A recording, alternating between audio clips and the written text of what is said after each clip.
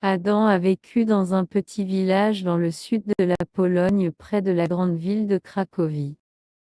Partie préférée d'Adam de la journée était l'heure du dîner, non pas parce que sa mère a fait la meilleure nourriture dans le monde entier, mais parce que, à l'heure du dîner, toute la famille serait assise autour de la télévision et de regarder les nouvelles. Aucune leçon d'école pourrait comparer les histoires d'Adam surveillées sur les nouvelles. Exotique, personne à la recherche de différentes cultures, les catastrophes naturelles dans les pays qu'il avait visités, et jamais aperçu sur les célébrités les plus cool et leur vie extraordinaire. Il était une de ces histoires qui a changé la vie d'Adam à jamais. Un soir, juste avant la récolte, la famille était assise autour de profiter de bols de soupe au poulet avec macaroni maison quand les nouvelles ont commencé. L'histoire supérieure était sur un vol mystérieux du château de Wawel dans la ville voisine de Cracovie. Pendant la nuit, des voleurs avaient glissé et pris le trésor de l'antre de Smok. Tout le monde en Pologne connaît l'histoire de Smok le dragon qui a vécu dans le château de Wawel il y a plusieurs centaines d'années. Smok vécut dans les grottes sous le château et l'habitude de manger le bétail du roi. Le roi a offert la main de sa fille en mariage à l'homme qui pourrait tuer le puissant dragon. Comme chaque fille et chaque garçon école sache, Dragon dorme sur un lit de trésor d'or. Repère de Smok avait un tel lit de l'or, et quand le dragon fut tué, le roi n'a pas bougé de l'or parce qu'il voulait d'autres dragons de penser que Smok vivait encore dans le château de Wawel. De cette façon le roi était écrié: je ne serai jamais dérangé par des dragons à nouveau. Et si les pièces d'or sont restées dans l'antre du dragon pour des centaines d'années, chaque nouveau roi croire que l'or portait bonheur à son peuple. Les pièces d'or avaient séjourné dans la tanière pour tout ce temps jusqu'à ce qu'ils ont été volés, et il était tout en mangeant son dîner devant la télévision qu'Adam a appris du vol. Le journaliste était au château Wawel. Elle a été intervieweur un grand policier. Le policier a dit: nous pensons que les voleurs sont venus dans le château pendant la journée en faisant semblant d'être des touristes. Ils doivent avoir caché dans un coin sombre de la tanière de Smok et attendu que le château fermait pour la journée. Ils ont ensuite rempli de grandes valises avec autant d'or que possible. Ceci, dit-il, tout en pointant vers un endroit sur le sol du château, et tout ce qui reste des pièces d'or précieux. La caméra zoome sur quelques pièces d'or qui ont été éparpillées sur le sol. Debout à côté de l'âge de police était un château conservateur très triste. Il secouait la tête et murmure quelque chose à ce sujet étant très malchanceux pour le château et de la ville de Cracovie. Le père d'Adam eut le souffle coupé, tout ce trésor disparut. Qu'est-ce que si un autre dragon arrive et voit que tout l'or est manquant? Demanda Adam. Vont-ils savent que Smok n'y est plus? Le château peut être attaqué et nous aurions un nouveau dragon après toutes ces années. Basia, la sœur aînée d'Adamori à elle-même et dit: eh bien, le roi avait mieux d'aller à la banque et obtenir quelques pièces d'or plus avant qu'il soit trop tard. La famille a ri et a retourné à manger leur délicieuse soupe de poulet. Il semblait à Adam que personne ne croyait en dragon plus, alors peut-être il y avait rien à craindre après tout. Le lendemain, Adam se réveille très tôt avec le reste de sa famille et ses parents et ses frères et sœurs plus âgés allaient tous dans les champs pour récolter la moisson. Ils seraient partis pour la journée entière. Les champs étaient loin de la ferme de sorte qu'ils ont dû partir très tôt. Il serait difficile pour tout le monde travailler. Chaque récolte, différents membres de la famille prendraient à son tour de rester à la maison et prendre soin des animaux de ferme et de préparer la grange pour stocker les récoltes. Il était aussi leur travail pour préparer un festin pour la famille à manger aux affamés quand ils sont rentrés chez eux. Cette année, ce fut au tour d'Adam. Comme sa famille a quitté dans le tracteur, Adam a rassemblé les restes de nourriture pour les animaux de la ferme et se dirigea vers les écuries pour nourrir les chevaux leur foin, puis il trayait les vaches et les sortit sur le terrain pour faire paître. La prochaine tâche était de nettoyer la grange. Adam a ouvert les grandes portes et entra. Une fois à l'intérieur, Adam a remarqué un étrange, chatoyante lumière dorée de l'ombre vers l'arrière de la grange. Je me demande ce qui pourrait être, pensa-t-il, et est allé étudier. Comme il approchait de la lumière chatoyante, il ne pouvait pas croire ce qu'il a vu sur le plancher de la grange. Or, une valise fendue et pleine d'or. Et à côté de cette autre affaire, celle-ci encore fermée, Adam était étonné. Il était sûr que ce fut lors de l'antre de Smoke. Les voleurs ont dû faire leur escapade et cacher les cailles ici, afin que la police ne les trouve pas, pensa-t-il. Adam a couru à la maison pour dire à sa famille ce qu'il avait trouvé, mais une fois qu'il a atteint la maison, Adam rappelait que sa famille n'y était pas. Donc, il a couru vers le téléphone et décrocha. Puis il arrêta de nouveau. Qui allait-il appeler? Il n'a pas eu le nombre pour le château. Il pourrait appeler la police, pensa-t-il, mais il ne saurait probablement pas le croire. Il a mis le téléphone et réfléchit un instant. Soudain, Adam savait ce qu'il doit faire. Il courut vers la grange et a rassemblé les pièces d'or ensemble et y pait la valise. Puis il alla chercher la brouette de l'écurier. Après beaucoup de soulèvements et soufflants, a réussi à obtenir les 2 cas à l'intérieur de la brouette. La prochaine partie de son plan, il a été vraiment pas à deux, il allait devoir prendre le bus à destination de Cracovie et de retourner l'or lui-même. Adam avait jamais été dans sa vie sur un bus, et il n'a jamais été à la grande ville de Cracovie, avec ses milliers de personnes et ses bâtiments de la circulation et de grandes bruyants. La pensée a fait Adam très nerveux. Mais le jeune garçon était déterminé à être courageux et de retourner l'or au repère de Smoke peu importe quoi. Après tout, dit-il raisonné, quelqu'un doit sauver le château de Dragon. Adam a pris le bocal contenant son argent de poche à partir de sous son lit et se souvint de saisir son manteau au crochet derrière la porte. Ensuite, il a verrouillé la porte d'entrée de la ferme et couru vers la grange pour recueillir la brouette. Une fois, il avait obtenu le coup de la brouette, qui était très lourd en effet, il a commencé son voyage vers l'arrêt de bus à l'orée du village. Adam avait aucune idée de quand le prochain bus serait. Il espérait ne pas avoir à attendre trop longtemps, qu'il commençait déjà à se sentir nerveux à l'idée du voyage et si le conducteur saurait le laisser avec sa brouette ou non. Puis le bus est arrivé dans le virage sur la route et arrêté juste là en face de lui. Les portes se sont ouvertes et le conducteur regarda le jeune garçon, puis à la brouette. Adam ne savait pas quoi faire. Après un moment, le chauffeur de bus a dit: Êtes-vous obtenir ou pas? Puis-je apporter ma brouette? Demanda Adam. Le conducteur arrêta un instant. Ce ne fut pas la première fois qu'il avait été demandé par quelqu'un de l'un des villages si elle pourrait apporter une brouette sur son bus. Heureusement pour Adam, le bus n'était pas déjà plein de foin ou de poulets vivants, ou même un mouton que le conducteur avait une fois de laisser une vieille femme apporter à bord aussi longtemps qu'elle a payé pour 2 billets. Très bien, dit le pilote, juste dépêchez-vous. Après un peu plus de soulèvement et soufflant, Adam a réussi à pousser la brouette sur le bus et se trouva rapidement un siège à l'arrière. Avez-vous oublié quelque chose, non? Cria le chauffeur de l'avant de l'autobus. Adam regarda le chauffeur de bus, essayant de penser à ce qu'il pourrait dire. Vous avez pas payé.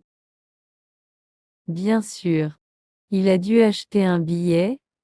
Adam se leva de son siège et accourut vers le conducteur. Il a remis son pot de large de poche et demanda à être prise pour le château de Whewell. Le conducteur a ouvert le pot et a pris de l'argent pour un seul voyage à Cracovie. Il a publié un billet de la machine et il est passé à Adam avec le bocal contenant le reste de son argent de poche. Adam revint à son siège à côté de la brouette et assis. Comme le but conduit hors du village, Adam concentre sur les cas dans la brouette. Il avait peur de regarder par la fenêtre parce qu'il n'a pas aimé l'idée de quitter le village et de voyager tout seul. Adam connaissait tout le monde dans le village, mais dans une grande ville comme Cracovie, il ne serait pas une âme et pourrait se perdre facilement.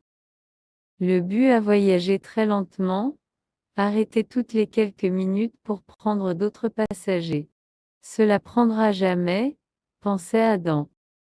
Finalement, il se lassa de regarder les valises et a décidé de braver un coup d'œil par la fenêtre.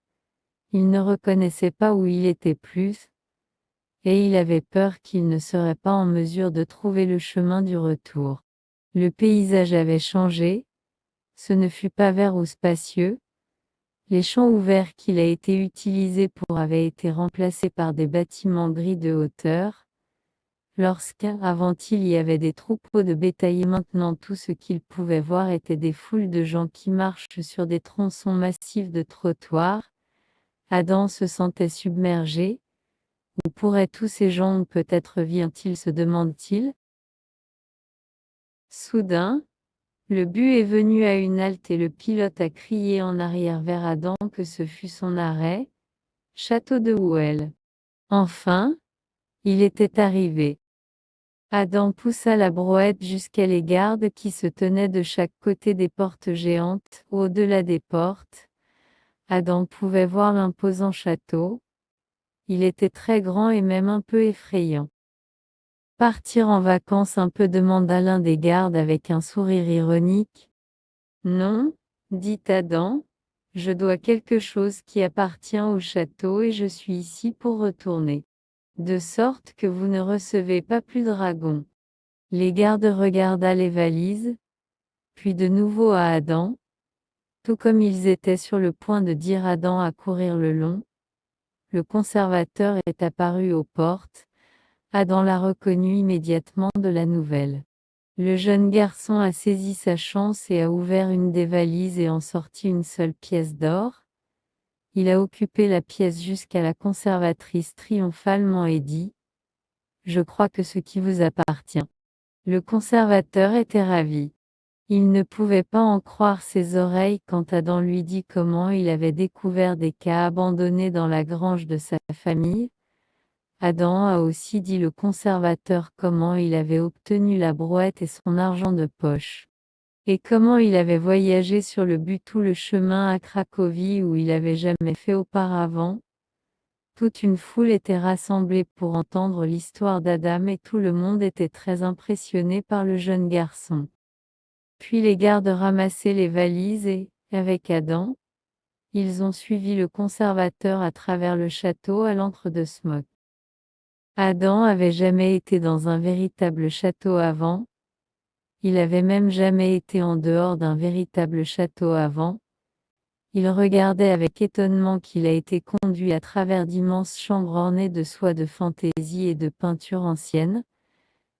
Chaque chambre semblait plus grand et plus sophistiquée que la dernière. Le convoi de personnes finalement atteint l'entrée de l'antre de Smok et soigneusement descendit les marches.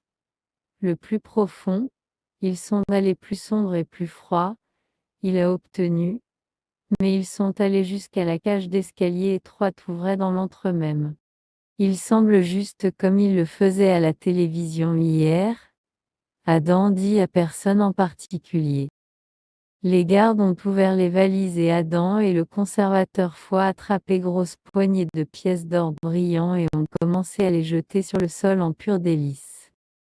Le conservateur riait aux éclats avec un mélange de joie et de soulagement, et Adam riait parce qu'il était si fier qu'il avait réussi dans sa mission de retourner l'or et de garder le château fort. Pas plus de dragons, pensait-il.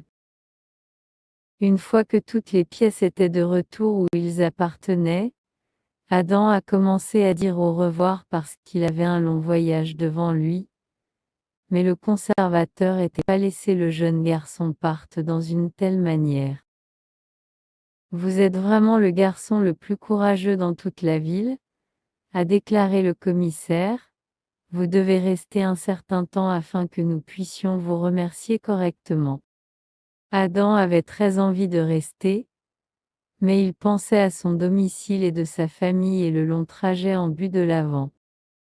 Il a dit: je voudrais rester mais je ne l'ai pas préparé la grange pour la récolte ou le repas pour la soirée.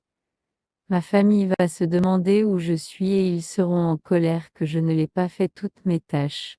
Ne vous inquiétez pas, dit le commissaire, vous avez fait une chose merveilleuse pour la ville maintenant.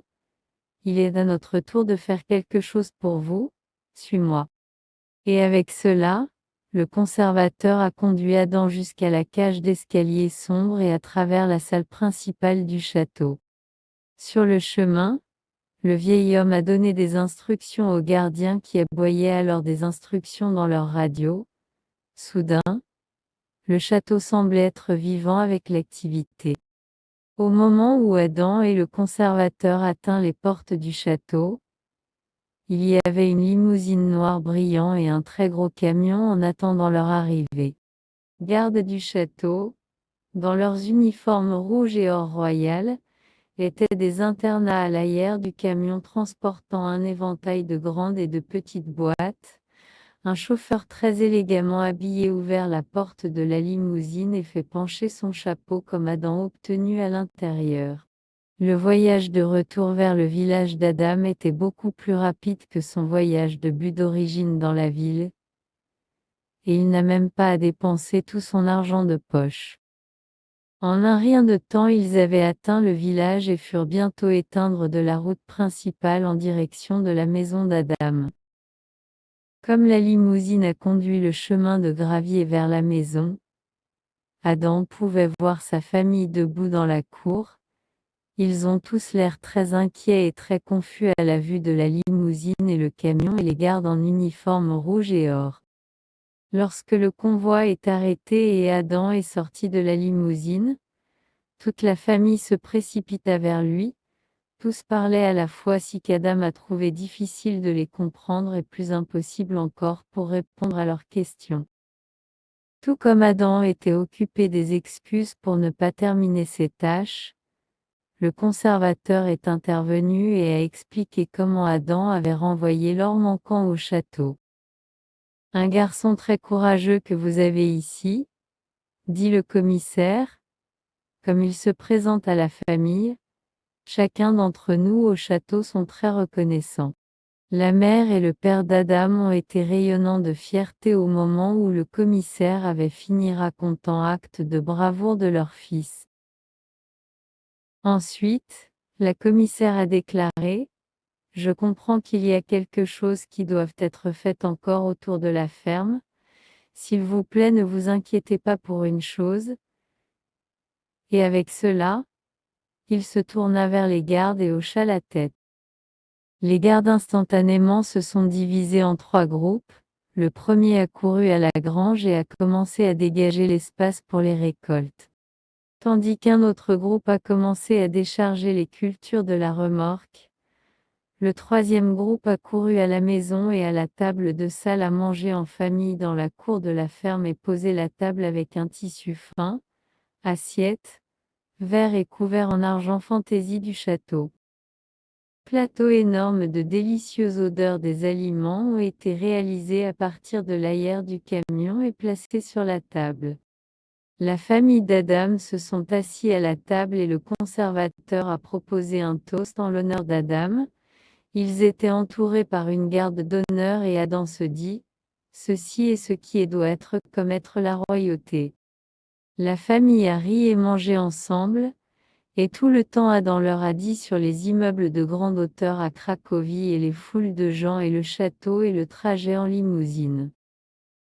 Il avait vraiment été une journée incroyable, et comme Adam appréciait la merveilleuse fête, Il se dit qu'il était sûr qu'il ne saurait jamais oublier son aventure, mais il était aussi très heureux que l'année prochaine il serait au tour de son frère de rester à la maison pendant que Adam a rejoint sa famille dans les champs pour la récolte. Quelque part au-dessous des nuages, il est une île appelée le Royaume-Uni dans le sud de cette île. Il y a une ville appelée Londres. Dans le sud de cette ville, il y a un petit village, et dans ce village, il vit un garçon de 11 ans appelé Adem. Non, non, son nom ne figure pas Adam, il est Adem. Cela est vrai, il est un E à la place d'un A juste avant la dernière lettre M. Adem est un nom turc, Adam et Adem signifient le premier homme dans le monde. Adem est un garçon curieux qui aime la lecture, il lit toutes sortes de livres d'histoire, il lit aussi que le livre Guinness des records du monde, ceci est son favori. Le jeune garçon aime à parler des choses qu'il lit dans son livre des records. Si Adem était ici aujourd'hui, il serait déjà parlé de la Turquie Sultan Kösen qui est de 8 pieds et 1 pouce de hauteur. Sultan Kösen est le plus grand homme vivant dans le livre Guinness des records du monde. Et regarde, voici Adem sortent de l'école avec ses deux meilleurs amis, Ben et Jonathan. Adem est celui avec les cheveux foncés, la peau d'olive et de beaux yeux bleus. Vous ne pouvez pas le manquer, car Ben et Jonathan sont les deux garçons blonds à la peau claire. Le père de Adem est turc et sa mère est l'anglais.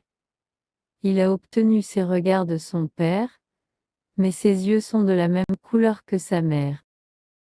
Adem entend quelqu'un dire Merhaba. Il se retourne et vague à son ami turc Umtin, puis Adem répond en disant Merhaba. Ce mot signifie bonjour en turc. Le premier mot turc qu'Adem jamais appris à dire était baba. Cela signifie papa. Un jour, quand Adem était un petit garçon, il demanda à son baba, suis-je en anglais ou turc, ou suis-je la moitié de chaque? Son baba pensait à cette question pendant un moment, puis répondit, vous n'êtes pas la moitié de quelque chose, mon fils, vous êtes à la fois anglais complet turc et complet. Adem aimait cette réponse beaucoup. Quelque temps plus tard, Adem a obtenu son visage peint avec un drapeau anglais, alors qu'il était à la fête foraine.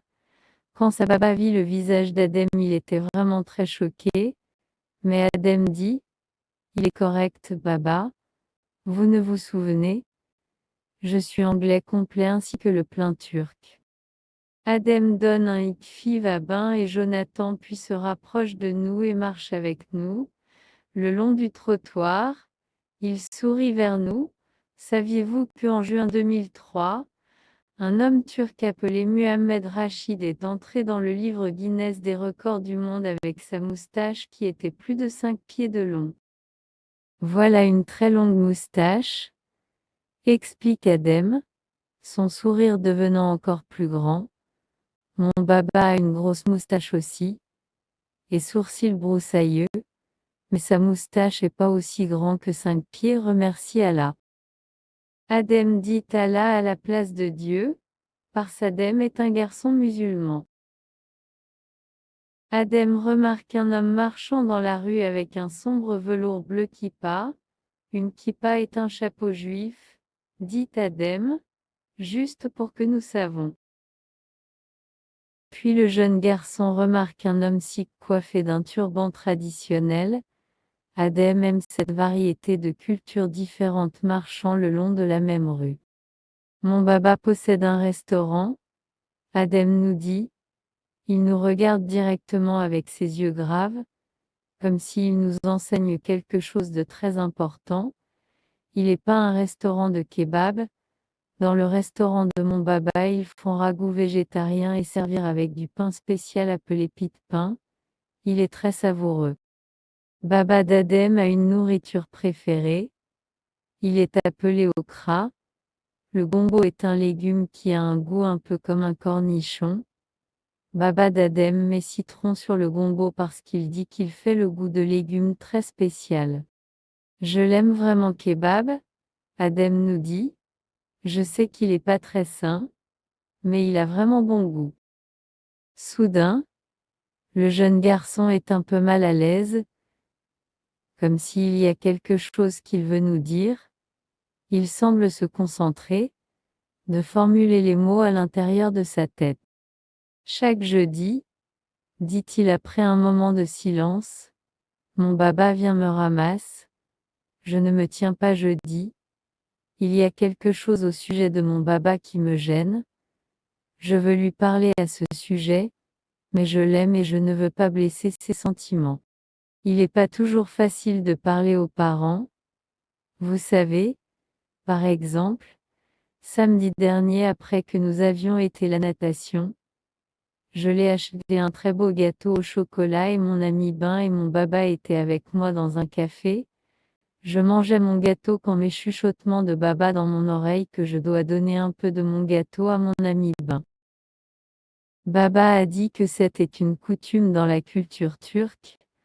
Il m'a fallu à chuchoter en arrière et expliquer à mon baba que dans la culture anglaise, il est impoli d'offrir mon ami gâteau moitié mangé que je sais qu'il a un peu d'argent dans sa poche, et s'il voulait avoir un peu de gâteau il achetait pour lui-même. Adem nous explique que son baba a vécu en Angleterre pendant un temps très long, mais il n'a pas encore beaucoup d'amis anglais. Le jeune garçon dit qu'il est comme si son père vit toujours comme il a l'habitude de vivre en Turquie. Kava, Adem nous dit mais il est parfois difficile pour moi de comprendre certaines des traditions turques, et il y a beaucoup d'entre eux de se souvenir. Adem est presque arrivé au point de rencontre où son baba lui a dit d'attendre à être ramassé après l'école. Aujourd'hui est un jeudi. Il a l'air un peu nerveux comme il balaie la rue. Je l'ai essayé de faire quelque chose à propos de cet embarras, il nous informe sincèrement, mais il n'a pas encore travaillé. Je ne sais pas comment parler à mon baba à propos de la façon dont il agit lorsque nous sommes avec mes amis. Adem arrête sur le coin. Il a toujours l'air un peu nerveux. Ceci est tout, mon baba vient me chercher, dit-il. Il y a beaucoup d'enfants de l'école de Adem debout propos sur le coin. Certains attendent d'être ramassés par leurs parents. Certains rubriquent pour le but ou à pied la maison par paire. Adem semblant de lire son livre. Il ne veut pas de ses amis pour être près de lui quand sa baba lui ramasse. Cette remarque est quant à Adem Milly. Milly est belle. Elle a les cheveux blonds et les yeux bleus et son Adem a cru depuis qu'ils étaient tous les deux en 5 ans. Un jour, le professeur d'histoire de l'Adem plaçait tous les enfants par paire pour un projet scolaire. Adem a été placé avec Milly. Les enfants ont eu à faire un château de la Motte et Bellay. La meilleure château serait de gagner un prix. Donc, Adem et Milly ont passé beaucoup de temps ensemble et ont travaillé très dur sur leur château. Puis, quand le jour est venu de juger, ils ont gagné. Et cela est lorsque le colombophile a commencé, parce que Milly avait étreint Adem. À partir de ce moment pour cela, chaque fois Adem voit Milly, il se sent une sensation de chaleur à l'intérieur. Milly se rapproche le coin où Adem attend son baba à venir le chercher. Adem semble très mal à l'aise tout d'un coup. Oh non. Voici la Jeep de mon baba vient autour du coin. Baba est à venir. Milly est à venir. Baba est à venir. Milly est à venir. Adem se trouve rapidement sur le sol et fait semblant d'attacher ses lacets alors qu'il tentait de se cacher de son baba et de Milly. Mais il ne sert à rien.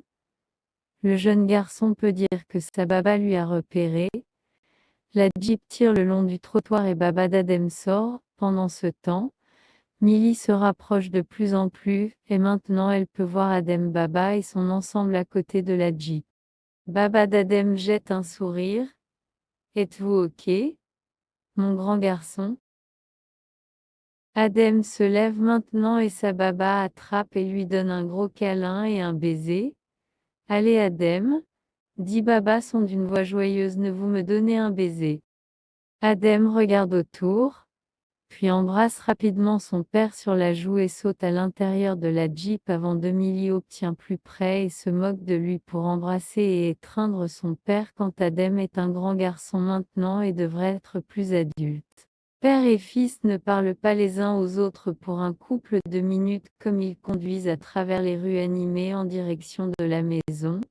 Baba regarde Adem et demande à nouveau: Êtes-vous OK, mon fils? Oui, dit Adem mais sa voix est pas très convaincante. Baba d'Adem sait que son fils ne sont pas heureux parce qu'il le connaît très bien et ils sont très proches. Allons, dit-il, pourquoi tu ne me dis pas ce qui est faux? Adem pense pendant un petit moment. Il sait quoi dire mais il ne voulait pas blesser les sentiments de sa baba. Finalement, le jeune garçon convoque le courage de parler son esprit.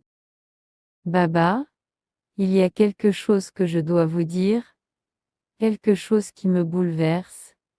Il est une personne qui me bouleverse. Cette personne est. Adem arrête un moment, ne sachant pas comment continuer. Quelqu'un vous a bouleversé. Dis-moi qui il est, Baba dit à son fils. Eh bien, il est. Oui. Allez. Eh bien.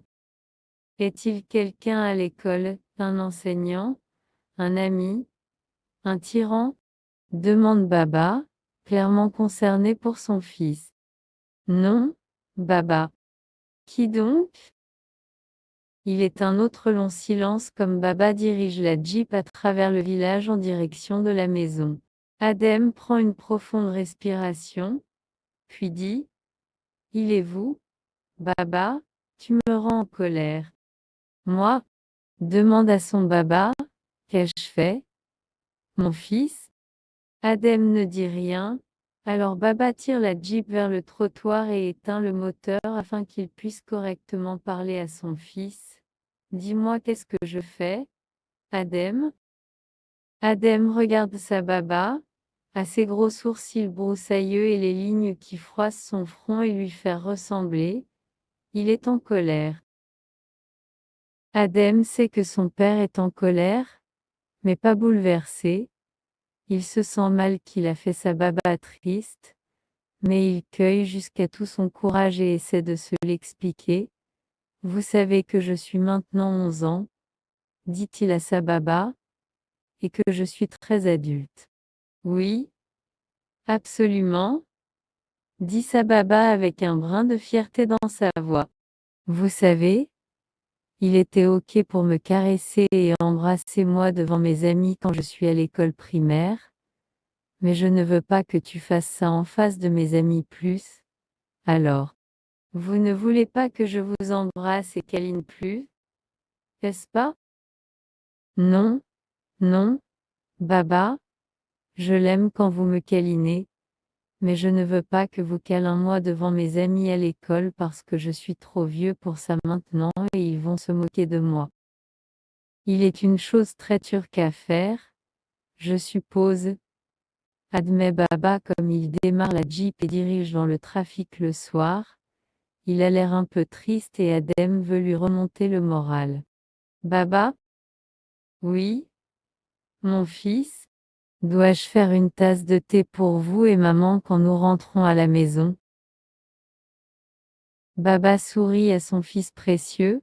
Ce serait beau. Adem, mais s'il vous plaît ne mettez pas le lait dans mon thé. Vous savez que je l'aime noir. Ceci est la façon dont la Turquie à prendre le thé et la façon dont la Turquie est le mieux pour moi. Son baba clin d'œil à Adem comme il le dit ces mots. Adem sourit car il sait que sa baba comprend pourquoi il était gêné, et il sait aussi que son baba l'aime beaucoup. Pouvons-nous jouer un match de ce soir? Adem demande que la Jeep arrondit le dernier virage vers la maison. Baba ne regarde pas plus bouleversé et atteint plus et ébouriffe les cheveux et les vagues d'Adem un doigt à son fils. Nous pouvons jouer à un jeu aussi longtemps que vous ne trichez pas nouveau comme vous avez fait la nuit dernière. Je ne triche pas, rit Adem. Tu as triché. Baba et Adem rirent tous les deux à ce et continuaient à parler de la journée de Adem à l'école et toutes les choses qu'il a fait et tous les faits qu'il a mémorisés de son livre Guinness des records du monde. Et ce fut la dernière fois que Baba embarrassait Adem en face de ses amis. Mais chaque fois qu'ils jouent ensemble à la maison, Baba souvent récupérait son fils et enveloppait ses gros bras autour de lui et le taquinait qu'il ne soit trop grand pour un câlin.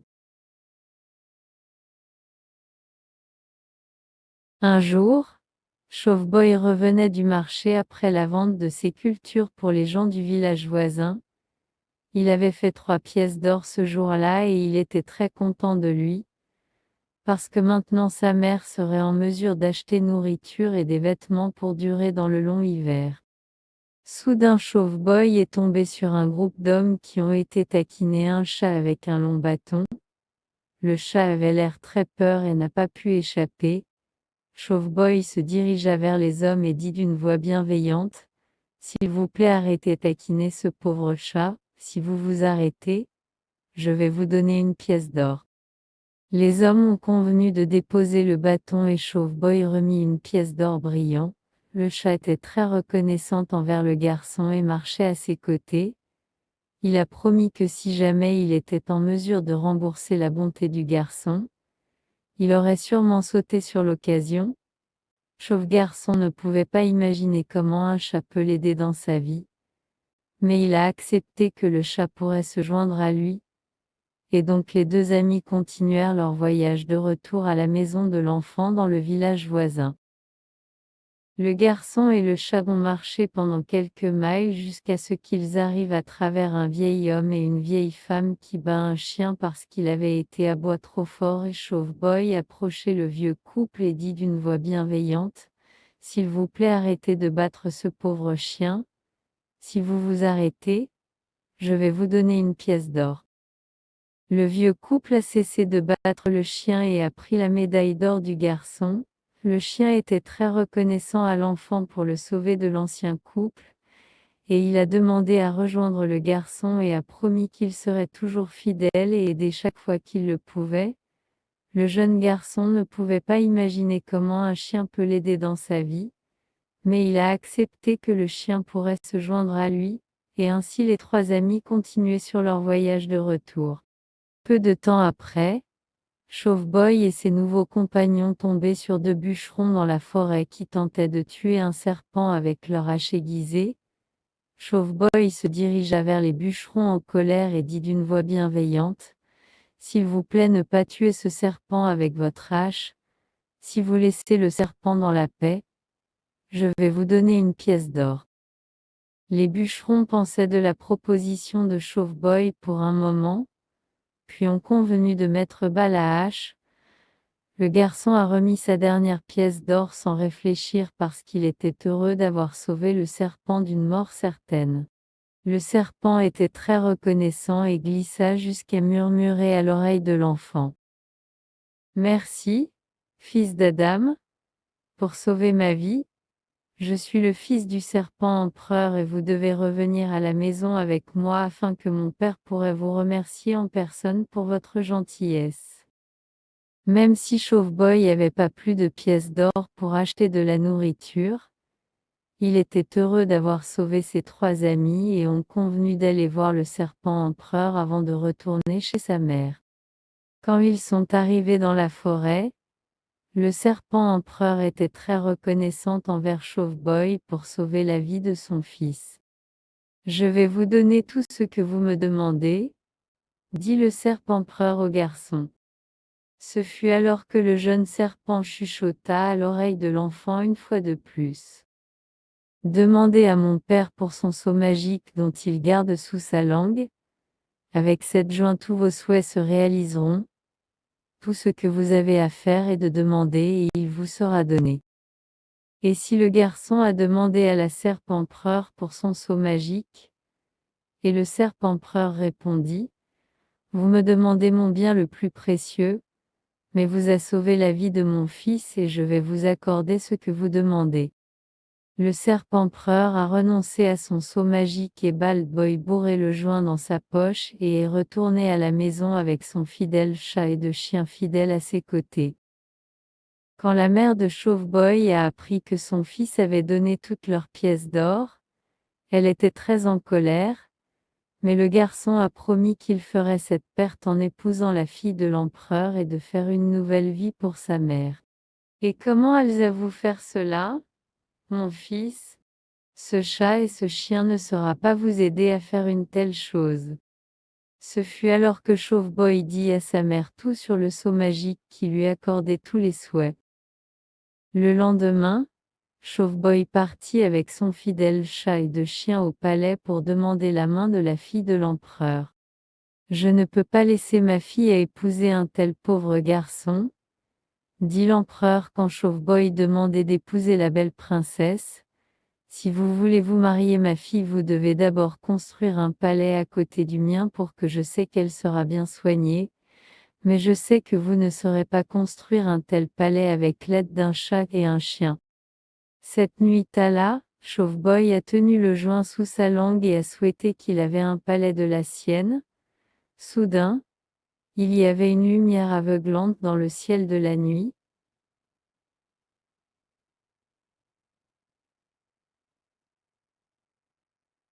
Quand la lumière disparut, il y a la lisière de la forêt se trouvait un magnifique palais étincelant sous la lumière de la pleine lune. Le plus magnifique palais le garçon avait jamais vu, et il était le sien. Quand l'empereur a vu que le jeune garçon avait en effet construit un beau palais, il a accepté de le mariage à la fois, et ce fut ainsi que Chauve-Boy et la princesse se sont mariés le même jour. La mère a emménagé avec son fils et sa fille et vivait comme une reine dans sa nouvelle maison. Et le chat et le chien ont également été très heureux dans leur nouvelle vie. Les mois passèrent et Bald-Boy voulait rien d'autre tant il était heureux avec sa nouvelle femme qu'il aimait beaucoup, et il a placé le sceau magique dans une salle qui lui est propre et n'a jamais dit la princesse de ses pouvoirs magiques. Mais un jour, quand Chauve-Boy était sur le marché, un ancien vendeur de perles rusées frappa à la porte du palais et amorçait la belle princesse pour acheter certains de ses perles. Ils sont des perles très fines, ma princesse, et vous feriez bien de les acheter de moi. Mais je dois aucune pièce de monnaie avec laquelle les acheter, répondit la princesse. Le vieux vendeur rusé de perles a dit qu'il serait prêt à échanger ses marchandises pour quelque chose dans le palais. J'entends que vous avez un vieux joint poussiéreux qui vous gardez dans une salle du palais, et cela est certes aucune utilité pour vous. Je vais prendre le joint en échange pour tous mes perles. Parce qu'elle ne savait pas mieux, la princesse a remis le sceau magique à l'ancien vendeur de perles rusées qui a rapidement disparu à travers le lac vers sa maison dans la forêt sombre quelque part de l'autre côté. Dès que le sceau avait disparu, le palais a disparu dans l'air mince et la princesse et la mère ont été laissées debout dans le froid.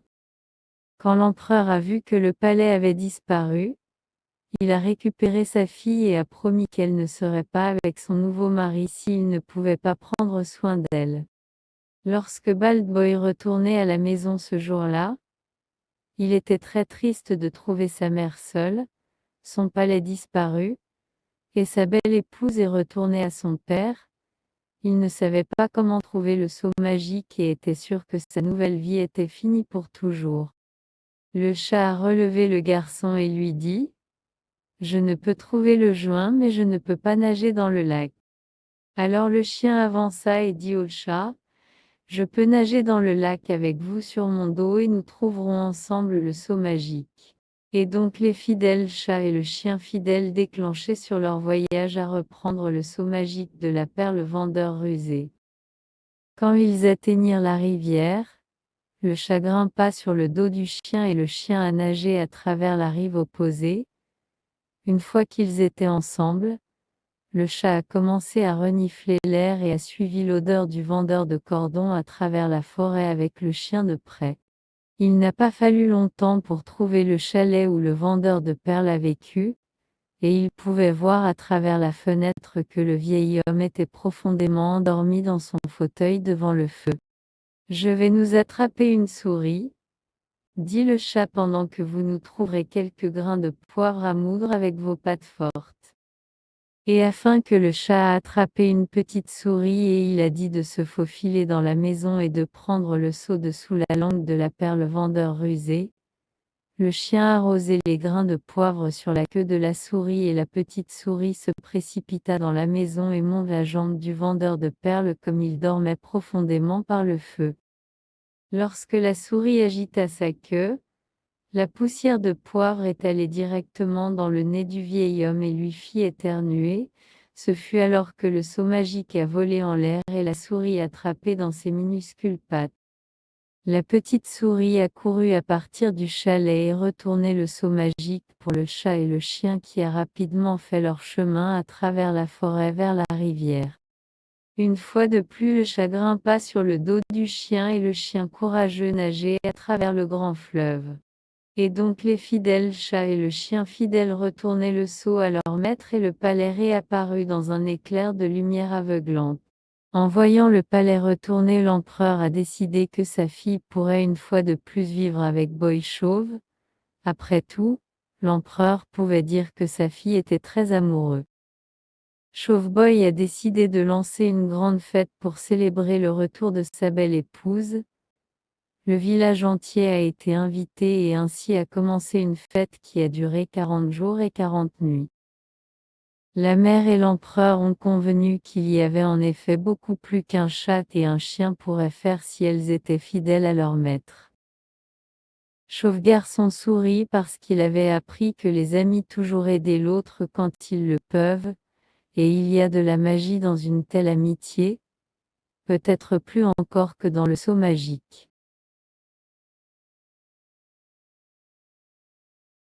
Sur une journée sombre et gris en mai avec le pleuvoir comme d'habitude, Lily marchait dans le parc près de sa maison.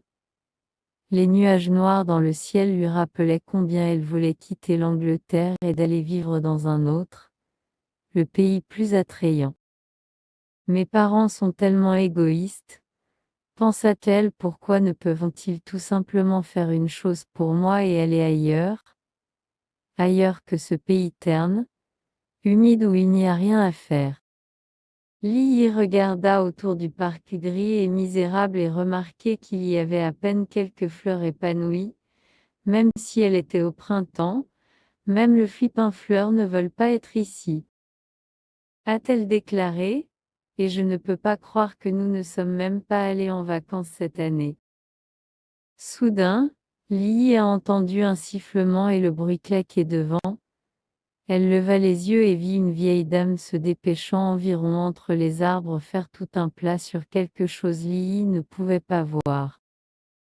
Depuis sa famille avait déménagé dans la petite maison voisine, Lily venait toujours au parc de pensée. En fait, elle le considérait comme son propre parc privé et a été tout à fait mis par l'apparence de la vieille dame bruyant.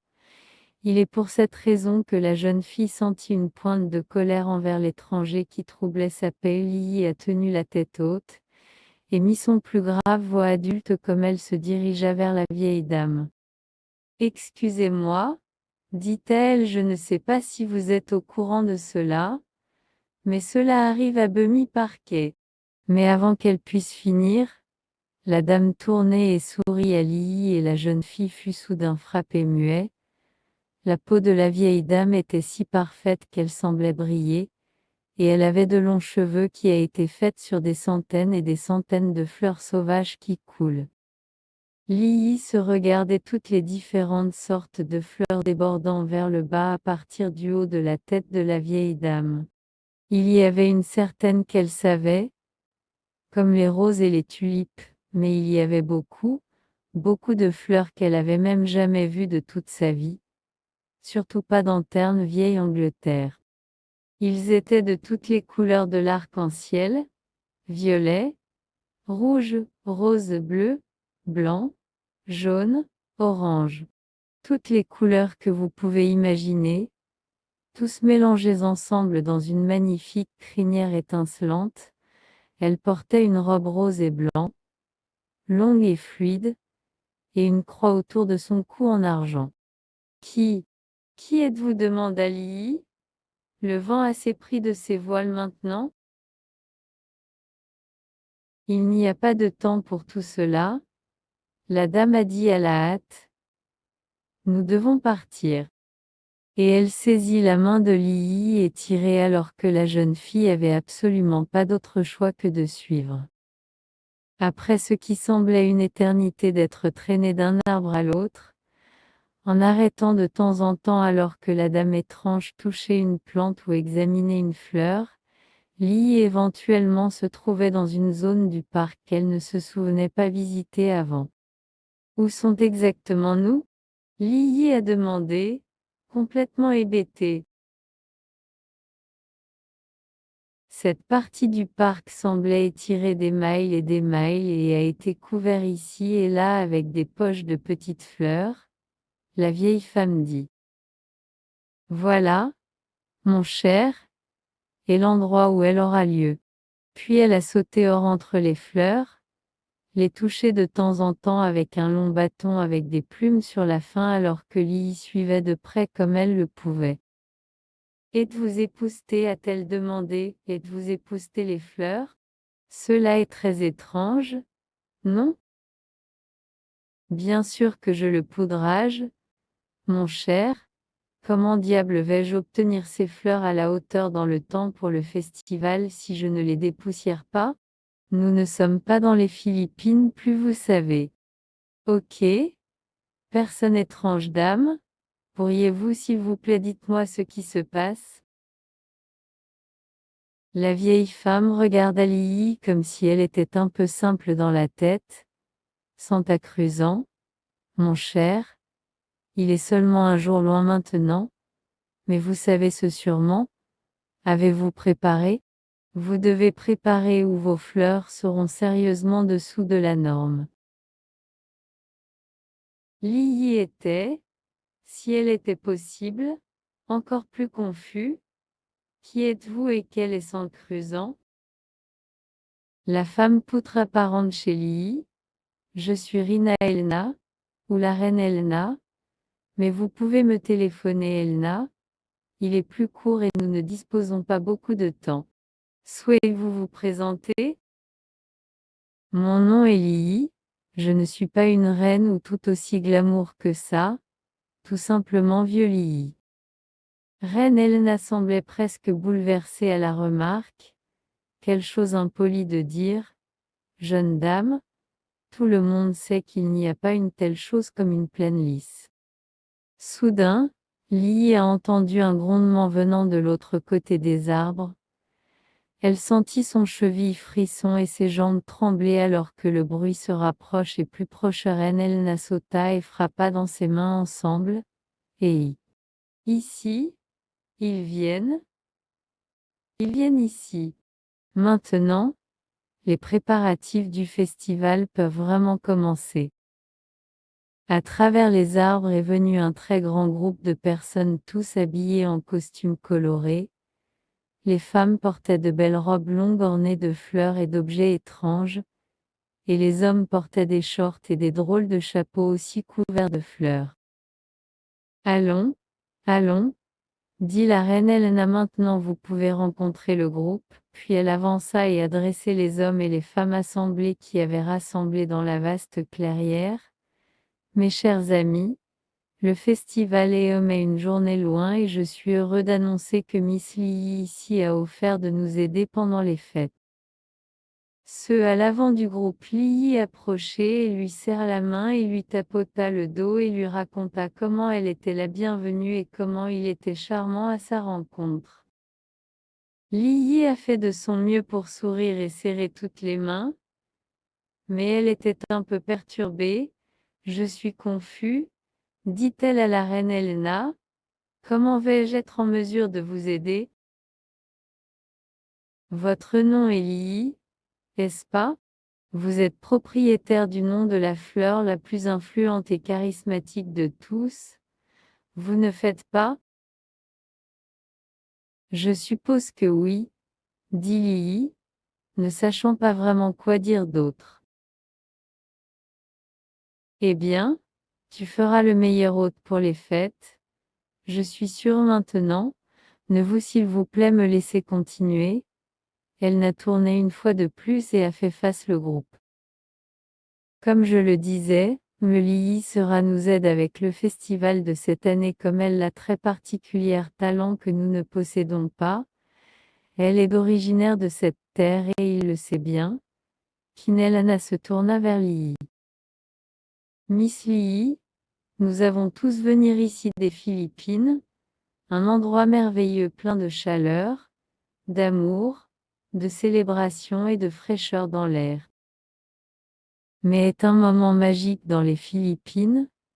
Après la longue saison de grillage soleil chaud, mais est le temps que la rosée scintillante goutte enfin commence à tomber et nous sommes honorés avec les parfums délicats de fleurs qui fleurissent dans notre pays. Vous voulez dire qu'il commence à pleuvoir? Lily dit, une touche de déception dans sa voix. Après tout, elle avait eu assez de pluie pour durer toute une vie. Vous dire comme il est une mauvaise chose, mon cher, nous économisons la pluie d'où nous venons. Il est une bénédiction merveilleusement fraîche et brillante, c'est la vie. Voyant que la jeune fille a été assez confus, quelques-uns des anciens à l'avant du groupe l'a pris par la main et lui a offert un siège sur une souche d'arbre à proximité, puis la reine Helena se racla la gorge et a commencé l'histoire du festival. Je suis la mère du garçon le plus courageux dans le monde entier. Mon fils Constantin et moi avons eu beaucoup de grandes aventures. Et maintenant, chaque année exactement ce temps, nous organisons un festival philippin historique pour célébrer de telles aventures. Notre festival, le Santa Cruzan, est juste l'un des glorieux Flores de Mayo, un mois entier de fêtes, festivals, des défilés et reconstitutions historiques, tout au cours de la saison merveilleuse de nos belles fleurs. Cela semble belle, Lee a accepté, mais que faites-vous ici si ce festival est la vôtre et dans les Philippines demain? A dit la reine Helena, voilà le peu intéressant, vous voyez, il y a tellement de belles familles en provenance des Philippines qui ont déménagé ici dans votre pays, cet endroit vous appelez le Royaume-Uni. Et nous devons faire en sorte qu'il ne manquait pas les célébrations, bien sûr. Nous sommes ici pour apporter Santa Cruzan à tous ceux qui se sont installés dans votre pays. Lily a dû accepter qu'il était une très bonne idée, certes, mais elle était encore perplexe. Vous voulez avoir un festival de fleurs ici? Mais il n'y a pas beaucoup de fleurs ici, surtout pas en mai, et ceux qui ne sortent sont tous tristes à la recherche. Ce fut lorsque la reine Helena tendit les bras d'une manière large et sourit de ce sourire radieux de la sienne. Regardez autour de vous, mon cher, je pense que nous allons gérer très bien. Lily a suivi les bras tendus de la reine Helena et réalisé que tout le dépoussiérage de la vieille femme doit avoir payé. Il y avait des millions et des millions de belles fleurs pour aussi loin que l'œil pouvait voir. Ils étaient parfaits dans tous les sens, pas un seul pétale de place, et l'odeur qui apportait sur la brise était assez pour faire la jeune fille assez étourdie. Lily a déclaré, je ne savais pas que les fleurs pouvaient regarder si fantastique. Ce ne sont pas la première fois que vous le savez, mon cher. Je suis vraiment plutôt bonne quand il vient à fleurs. Alors, allez-vous nous aider avec Santa Cruzan? Nous aurons besoin de toute l'aide que nous pouvons obtenir. Lily regarda autour de lui le grand groupe de gens dans leurs vêtements colorés, tous en attente de sa décision. Comment pouvait-elle dire non? Elle hocha la tête et de la reine Helena frappa rapidement ses mains. L'ensemble du groupe a bondi à propos applaudissements puis, tout à coup, formé une ligne très droite, de sorte que la reine Helena pourrait introduire chacun d'eux à Lily et expliquer quel est leur rôle allait être pendant le festival. Maintenant, mon fils Constantin vous connaissez déjà, il sera à mes côtés tout au long de la parade, et cette belle gentleman ici est Mathusalem, a déclaré la reine Helena comme elle a aidé le long d'un très vieil homme tirant une charrette avec ce qui ressemblait à une poêle sur le dessus de celui-ci il sera sur son panier avec. Elle se retourna et murmura à Mathusalem, « Avez-vous souvenir de votre sable cette année ?» Le vieil homme a tenu un petit sac de sable et un clin d'œil. Il sera sur sa charrette avec son sable. Et il a continué, la reine Helena introduction et Lily sourire, à droite le chemin à travers la foule, puis, tout à la fin, 8 dames sont venues avant tout porter de longues robes blanches avec des ailes sur leur dos, ils étaient tous quelque chose de différent tenant dans leurs mains. Ah oui, comment pourrais-je oublier? Ce sont mesdames magnifiques Ave Maria. Ils représentent tous quelque chose de beau dans le monde Rina de la Estrella, par exemple, et la Reine des Étoiles, ce qui représente la beauté qui brille dans le ciel nocturne. Ces dames sont la véritable attraction de la fête. En dehors de moi, bien sûr. Lily a été plus prise avec tout le monde, mais quand elle regarda sa montre, elle a soudainement réalisé qu'elle était en réelle difficulté. Elle se tourna vers la reine Helena. Je suis vraiment désolée, mais je dois y aller. Ma mère va se demander où je suis. Je serai de retour dans la matinée pour aider avec le festival. Vous pouvez compter sur cela. Il était vraiment très agréable de vous rencontrer. Reine Helena sourit et hocha la tête. Tout à fait raison, dit-elle pas juste pour faire de votre mère inquiétude. Vous avez un bon voyage de retour et nous vous voir dans la matinée. Lily signe à la foule et a remercié la reine Helena pour une belle journée, puis elle se tourna et courut à la maison aussi vite qu'elle le pouvait à travers l'espace dans les arbres et sur dans le parc gris familier où il pleuvait toujours. Elle a couru sur le parc et le long de la rue et jusqu'à son chemin de jardin et tout droit à travers la porte d'entrée de sa maison aussi vite que ses jambes pouvaient la porter. Et où avez-vous été demanda sa mère dès que Lily a trébuché à bout de souffle dans la cuisine. Nous avons été inquiets malades. Je suis tellement désolée. Maman, je l'ai perdu de temps.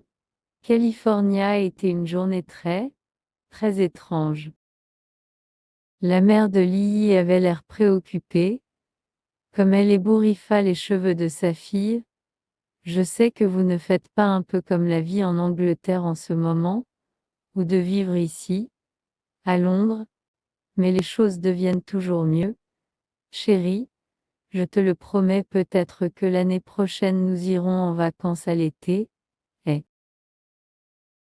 Lily sourit à sa maman. Je ne sais pas, dit-elle, je décide aujourd'hui que l'Angleterre est pas si mal après tout.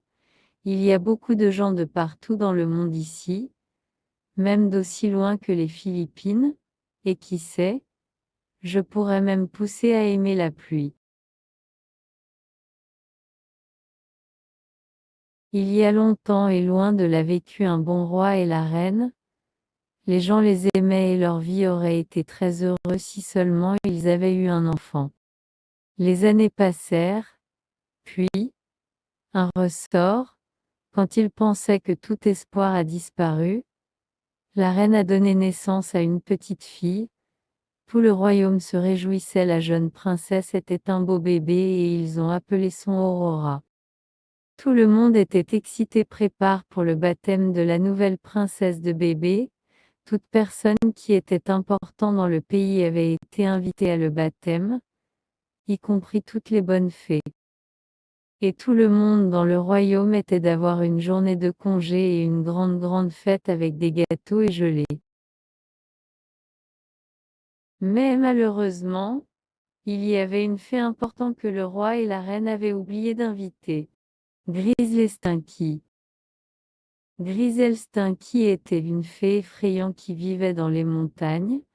Les gens racontent des histoires effrayantes sur elle, effrayantes leurs enfants en étant bons en menaçant de l'envoyer chercher si elles étaient méchants.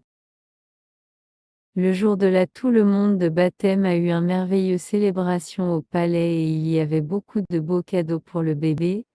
Une personne lui a donné un ours en peluche à câliner minuscule. Un autre lui a donné un hochet pour jouer avec et un autre lui a donné un livre d'histoire pour elle de lire quand elle était plus âgée. Mais les cadeaux les plus magiques de tous étaient des bonnes fées. On a donné sa beauté, on lui a donné un caractère doux, l'un une belle voix, une charme, l'une gentillesse et un sens de l'humour. Et pas notre fille la chance d'avoir ces beaux cadeaux, dit le roi en se tournant vers la reine. Ne soyez pas si sûre, dit une voix effrayante soudainement. Un vent froid soufflait à travers la salle, la porte ouverte a éclaté et il y avait Griselle Stinky elle-même. Griselle Stinky marcha jusqu'à la princesse de bébé et, comme elle passait, tout le monde a tenu leur nez que l'odeur était assez horrible. Je ne l'ai pas encore donné mon présent, grogna Griselle Stinky. Mon présent est que quand elle est plus âgée, elle sera couper son doigt et endormir. Pour toujours. Griselle Stinky, un rire terrible, et disparut dans un nuage de fumée. Il y avait un silence stupéfait autour du palais jusqu'à ce qu'un des bonnes fées posa sa main sur la tête du bébé. Je vous promets qu'elle ne sera pas dormir pour toujours, dit-elle. Elles ne dormirent pendant 100 d'années. Le roi et la reine étaient encore très inquiets. Ils ont décidé d'interdire quoi que ce soit forte dans le royaume que la princesse pourrait couper son doigt sur. Les années ont passé et comme Aurora vieillissant, les gens presque oubliaient la malédiction qui était sur elle.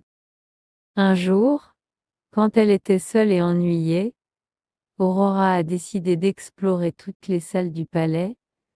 Elle allait de chambre en chambre, explorer tous les coins du palais jusqu'à ce qu'elle obtienne un vieil escalier de pierre, et l'escalier en pierre, elle a grimpé jusqu'à ce qu'elle vienne à un endroit de place au sommet d'une tour.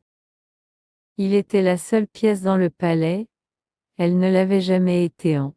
Alors, elle regarda à l'intérieur et, à sa grande surprise, il y avait une petite vieille filature de laine activement sur une broche.